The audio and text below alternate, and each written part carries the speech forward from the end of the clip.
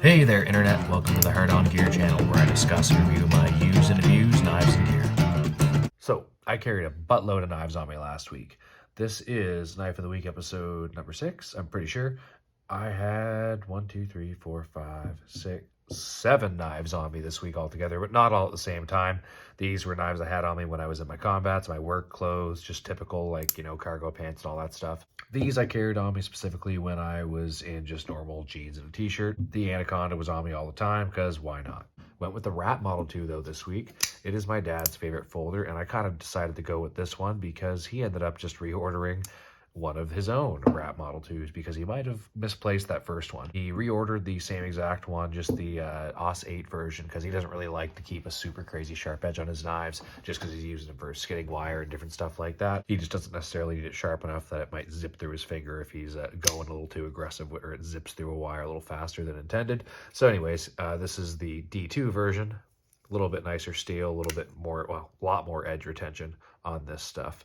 So this, I don't think I haven't touched it up at all this week. And I bet you, as much as I've actually used this a fair amount, oh yeah, still plenty sharp. So I actually use this thing a lot more than I thought I was going to at first, because normally whenever I tried to carry a smaller knife like this or the Delica, I ended up using one of my larger fixed blades or something else instead, just because I don't like how small it is. But like the Delica, once I forced myself to use it for a Knife of the Week, funny enough, really gave this thing good credit, and I said, hey, it's the same exact size pretty much as the R.A.T Model 2. Maybe I give the R.A.T Model 2 another try one of these days. It's small, it's mighty, it's ergonomic. It is still just a little bit smaller than what I'd like, and for whatever reason, I do find the Delica fills out my hand a little bit better. I get all 4 fingers on this thing and my thumb on the thumb ramp without any issue. With the R.A.T, the way the finger choil is a little bit further back, it's comfortable, but I might eventually want to put a lanyard on here just to add that 4th finger, or a little lanyard ball like I have on some of my other knives, like the Condor Pterosaur we're looking at here. So other knives that I use for the majority of the week, the Signal I ended up carrying on me. I wanted to carry the freaking sack. I tried, and I did carry it in my pocket a little bit,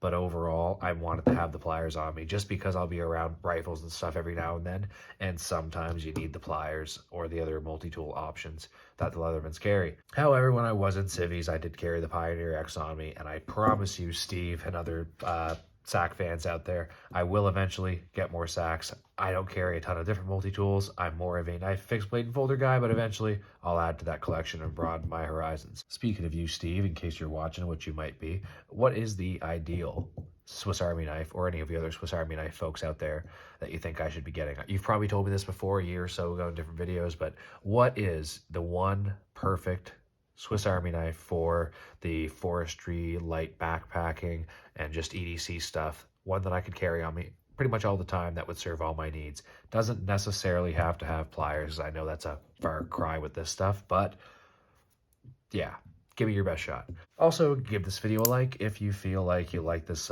whole Knife of the Week thing that I got going on. I keep forgetting to plug the likes and stuff, but hitting the like button is normally the easiest, quickest, best way to help out the channel. Subscribe and whatever is cool too, but yeah, can't ask too much. Neck knifing. My video last week was about this knife in particular, the Cold Steel Bird and Game. Yes, I actually said it right this time. But this is a sweet little $30-ish neck knife, American dollars anyways. I think 45-ish for Canadian. But pretty light, pretty full size for as light and thin and easy to carry as it is. You get a pretty full grip on this thing without the retention ring. Not super comfortable if you were doing a ton of processing of anything, game or wood, whatnot.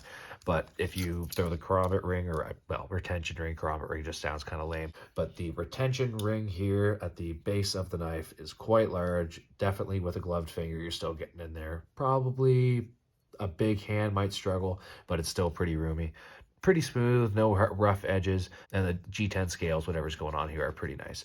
But yeah, this thing, didn't use it once. It was on my neck though. I did carry it. I just never felt like hauling it out and looking like, well, it's just a little bit too conspicuous, trying a little too attention to myself. pulling a knife out of my shirt. So was carried. I don't know if I'll neck knife carry that much more, but maybe I'll try and carry it in the woods a little bit when I get the chance here, just so I actually do get the chance to use this thing, because I would like to see how it performs doing a little bit of wood stuff, but I have a feeling the hot spots will come fast. The main fixed blade I carried this week for work purposes that I never ended up using because I wasn't really doing anything was the Condor Pterosaur. So I sharpened it up a few days ago. It's got a killer edge on it. Sometimes I go to show this on camera and it doesn't quite pan out as I'd like to, but I'm pretty sure the way this edge is feeling, yeah, that this is just gonna zing all the hair off my arm. So Condor Pterosaur ready for action next time I go do some bushcraft stuff.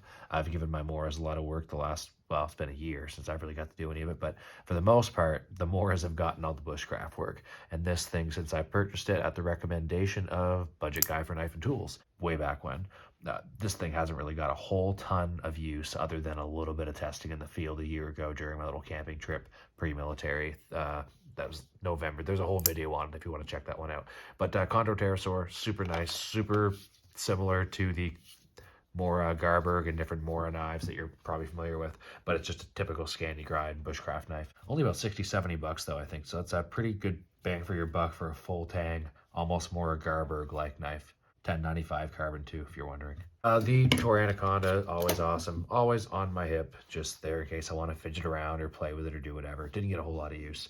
And yeah, the paramilitary too, I just wanted something a little bit bigger if I was around in jeans, just because I wasn't always going to be carrying a different fixed blade. This week I tried to just go without, since I wasn't carrying my tops or Zula 2 or any other easy to carry EDC fixed blade on me other than this.